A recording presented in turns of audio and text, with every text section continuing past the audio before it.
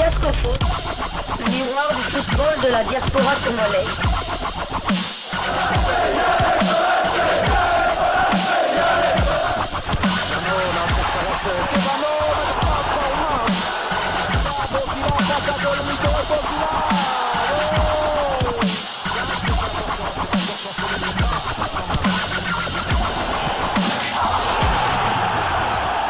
Diascofoot, le miroir du football de la diaspora congolaise.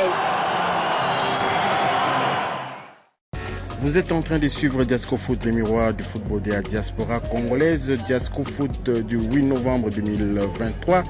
Nous allons commencer ce numéro de Diascofoot par une information mercato concernant un joueur de football de l'AS Vita Club qui en passe de rejoindre Glody Lilepo à Valenciennes. Christopher Semangwa, en effet, milieu de terrain défensif congolais qui évolue chez les Moscovites de l'AS Vita Club, est courtisé par Valenciennes Football Club, club français qui évolue en Ligue 2.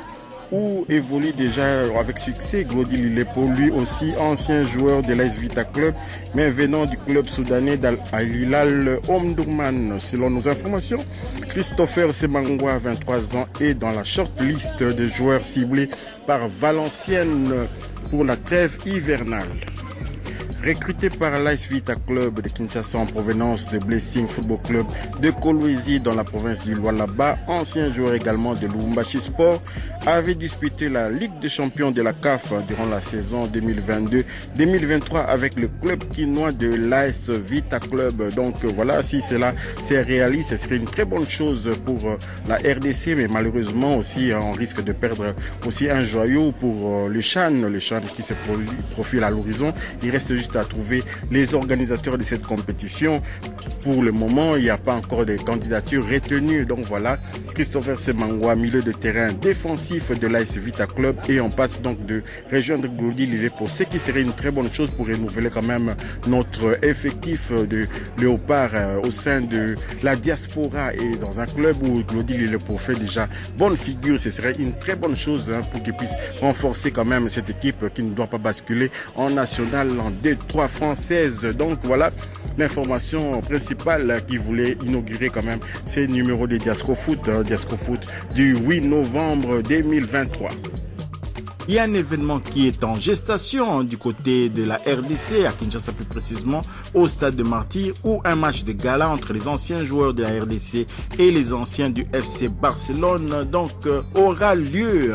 Une rencontre de gala, donc, comme je disais, entre les anciens léopards de la RDC et les anciens joueurs du Barça aura lieu le dimanche 12 novembre à partir de 15h au stade de Martyr de la Pentecôte à Kinshasa. La confirmation de ce match de gala a été faite lors d'une conférence de presse animée le vendredi 3 novembre à Kinshasa en présence du représentant de la fondation Ushindi, organisatrice de l'événement, et les représentants des anciens léopards de la République démocratique du Congo ainsi que celui des anciens joueurs du Barça. Signalons que du côté congolais, on pourra compter sur Trésor Lomana Loa, Chabani Nonda, Trésor Mputu, Matumona Roum, Mbala Biscotte, Gladys Bokesse et autres, tandis que du côté de Barcelone, de grands noms sont aussi cités, parmi lesquels Ronaldinho, Carlos Puyol, Ludovic et Julie et d'autres à découvrir. Donc ça sera le 12 novembre prochain.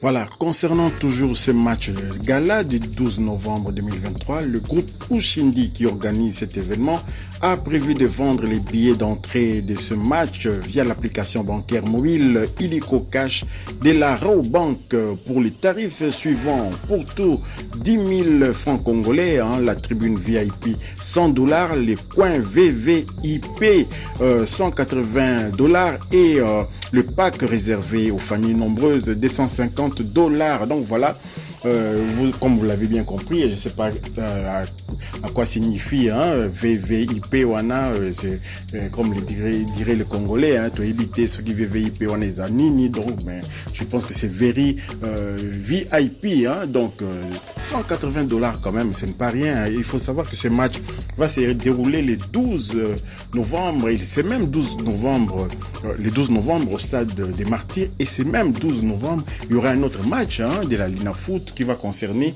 l'Océanie Renaissance qui reçoit Magné Magnon au stade de Tata Raphaël. Et puis 3 jours plus tard, c'est-à-dire le 15 novembre, il y a le match qui va opposer la RDC à la Mauritanie, en comptant pour les éliminatoires de la Coupe du Monde 2026. Donc vous voyez que cela arrive 3 jours avant cet événement. Et puis donc le public congolais qui va dépenser comme ça 10 000 francs congolais pour le pourtour. En plus c'est ça, parce que le pourtour dans les championnats, les tarifs se montent à peu près à 2 500 francs. Donc là 10 000 pour le pourtour et ensuite 180, 250 $.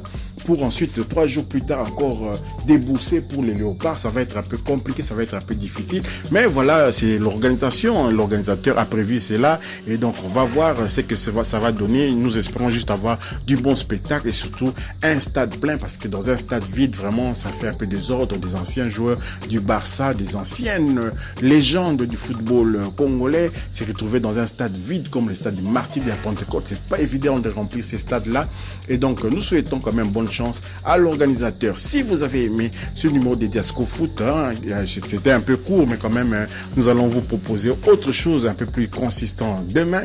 Merci de liker, merci de partager, merci aussi de nous laisser vos commentaires et puis de vous abonner pour ceux qui ne sont pas encore abonnés, d'activer surtout la petite cloche de notification. Elle vous permettra de ne pas manquer les prochaines vidéos de Diasco Foot, le miroir du football de la diaspora congolaise. Diasco Foot vous dit au revoir.